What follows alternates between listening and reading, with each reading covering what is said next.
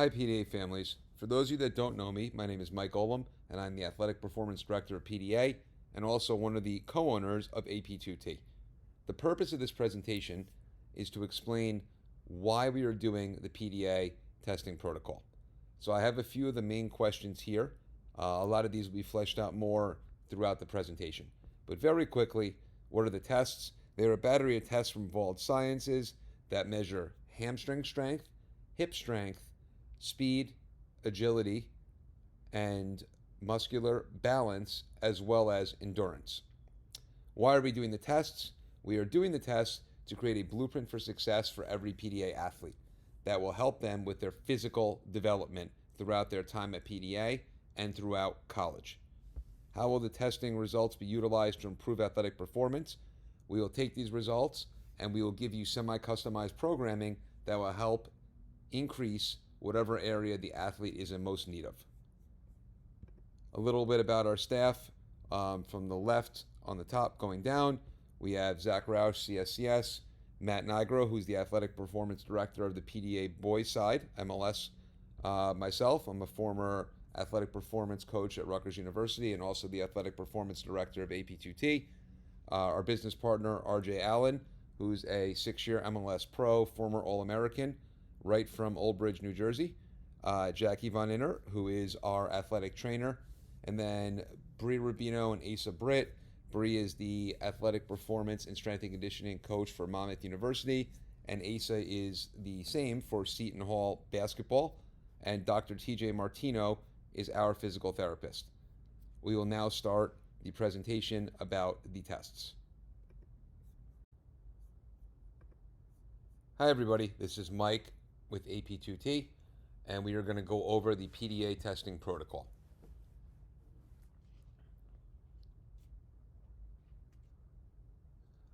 First, the athletes are going to do the counter movement jump on the force deck.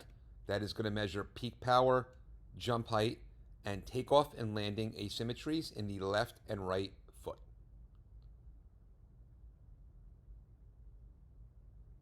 Next, the athlete is going to do the Nord board. That's going to measure hamstring strength and asymmetries.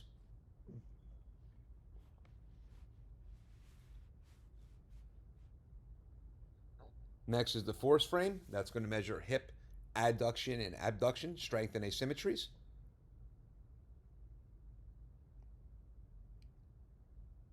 Followed by the pro agility test.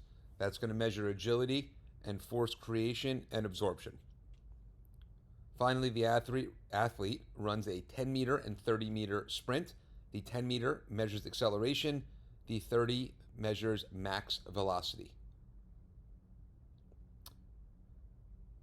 From these results, the athlete is going to get a scorecard.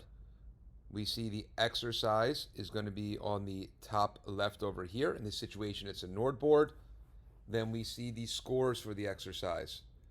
We see the average force on the left at 297, the average force on the right at 336. And if we look on the bottom right, we're going to see the team average. So we see in this situation that the athlete is above the left-sided average on the left and above on the right as well. This is very good. It means the athlete is stronger than the average of the team. Down here we have the normative data, age 15 to 20. This is for all the athletes in the Vault system around the world that are female soccer players.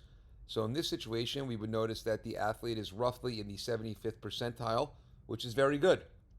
We generally want the athletes to be around the 50th percentile or above. On the top right over here, we have the average force asymmetry. We notice it's 6.4% on the right, meaning that the athlete has a 6.4% strength, favoring basically on the right side. Anything below 10 is considered good. Anything above 10 is considered a red flag. So really important to keep that number below 10. It's consistent as far as the readings go for the force frame, hip adduction and abduction. And then we move down to the force decks. So the right side is going to have basically an explanation as to what the exercise is intended to do. And we see the scores on the top left, team average on the bottom right, and normative data again on the bottom left. Same thing with the peak power and the RSI. And most importantly, in my mind at least, we had the takeoff and landing imbalance. So we really want to make sure these numbers again are below 10. And it's really important that if they're above 10, we try our best to make sure the athlete is able to be a little bit more symmetrical as far as their takeoff and their landing goes. After that, we have the agility and the sprints. So the pro agility, they're going to go once on the right, once on the left. A little bit different here. We're noticing an individual ranking on the bottom. It simply states where the athlete is within the team. So we see 15th of 17 on the right and 5th of 17 on the left. Team average as well, that kind of remains the same from above as far as readings go. Here we have the 10 meter and the 30 meter, and that's going to be consistent as far as the readings go as well for individual ranking and for team average. And the same goes for the beep test, individual ranking on the bottom, team average above that. So once we get all these testing scores, we provide exercises to either maintain or improve what the athlete needs to do. So we don't know if it could be a daily thing or if it could be done intra-season, off-season, etc. In this situation, mobility completed daily. We also provide videos of everything that we prescribe to the athlete. This is from our strength and conditioning coaches, athletic trainers, and doctors of physical therapy. We have an ankle strengthening protocol as well if the athletes have had an ankle injury, a quad and patella protocol. And this is our doctor of physical therapy that we work with, Dr. TJ Martino from Evo Physical Therapy. And this is important for the athletes that have either a above average threshold or below average.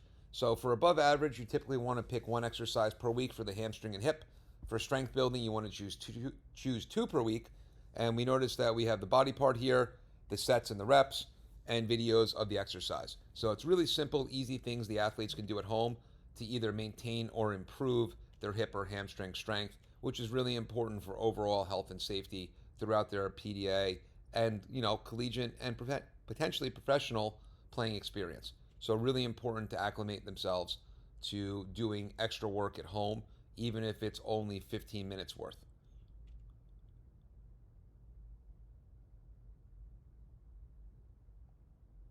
We have recommended speed workouts. I recommend the athletes doing speed after a rest day. Really important because they want to be at their maximal ability. We want them running sub-maximal. It's not really a speed workout if they're already fatigued. So if you have a high beep test score, low sprint score, you have speed workouts. Vice versa. If you need to work in conditioning, we have that as well. We let you know if it's on a game day or a non-game day, practice day or non-practice day. And all of the programs are about 8 weeks total or 2 months. We also provide lifts. This is more of an expert level lift, but we do have lifts for beginners as well. And again, these are just recommended ones. You could always email me for a little bit more. In conclusion, we think about the main purpose of the testing in 3 ways: development, health and safety, and to create a blueprint for success. So we want the athlete to develop overall, right? Not just as far as technical, tactical, and psychological, but physical as well. These are the tools that will help them do that. Health and safety. You're never going to be able to completely avoid injuries, but with this data, the hope is that you're able to prevent them better than you might have without it. And the blueprint for success. From the age they're starting the testing protocol at PDA, we want to establish what the athlete can be improving upon and what they're already pretty good at. And we want to see that continue to improve, as well as the technical, tactical, and psychological, obviously, and hopefully that will take them throughout college and potentially into their professional career. General questions I get: should I be concerned about my team ranking? The answer is no. What we're more concerned about is improvement. Everything is about improvement. So if you're ranking in the bottom 50 percentile in something, it's okay as long as your times or your scores are improving. That's all we're looking for. However, the ranking does give you a good idea as to where you rank relative to everybody else. Here's a very popular one I get. How could I be first in the beep test and lower on the sprints? Really, it has to do with aerobic and anaerobic capacity. I'll try to simplify it as much as possible. Typically, the endurance athlete, the one that's good at the beep test, is not going to be as powerful as the one that is typically better in the 10 and the 30 meter. So it is possible that somebody in the top 3 of the sprints is also top 3 in the endurance testing, but I wouldn't say it's exceedingly rare, but it's definitely rare. So what we want to see basically is if the athlete is getting a very high beep test score but has a lower sprint score, we know that maybe they should spend a little bit more time working on strength and power and speed versus the athlete that has a higher sprint score and a lower beep score. They might spend some more time working on endurance. It's all ways to create a well-rounded athlete. Are the machines reliable and accurate? They're very reliable and accurate. Vault Technologies uses a lot of peer-reviewed research to prove this. A lot of their research is done in Australia. There is some that's done in America as well. Typically, from my understanding, it's done in Australia because the peer review process is quicker than it is in America. And you'll see that with a lot of sports science companies. A lot of them are based in Australia. Do the pros and national teams really use this stuff? Absolutely. And more importantly, colleges use this stuff. So a lot of the data that we got from the 15 to 20 age group came from NCAA female collegiate athletes. So really cool that PDA is utilizing this technology for its high school and middle school aged athletes, because not only are they going to be well prepared when they get to college to deal with it, but also college coaches ask for this stuff all the time. They're asking for the sprint scores, they're asking for the beep test, they're asking for the strength and power scores. So college coaches and, obviously the professional and the national team coaches are very into this stuff as well. So it's really cool that we're doing it at PDA at a young level. And it's the same thing with the packets too. Athletes that are going into college are always going to get fitness packets, health and safety packets, basically prehab, things like that. So we're doing all that right now at a very high level at PDA at the younger ages. Can I show any trainer these results? Absolutely you can, and I encourage you to do so.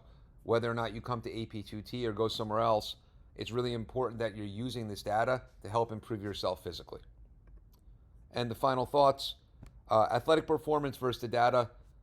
Obviously, if somebody scores number 1 in all the speed exercises, number 1 in all the power, but they struggle tactically and technically, it's likely their performance on the field isn't going to be great. So when we think about the physical, the psychological, the technical, the tactical, we think about tools that help us improve. And all that the testing is a tool that can help us improve the physical. It's no different than watching film for tactical, no different than counting completed passes for your technical. So the goal is to get 1% better every day. And if this technology will help us do that, I think it's a really good thing, and so does PDA. Any questions or concerns, please contact me, mike@ap2t.net. More than happy to talk to anybody on the phone as well. Thank you very much for your time.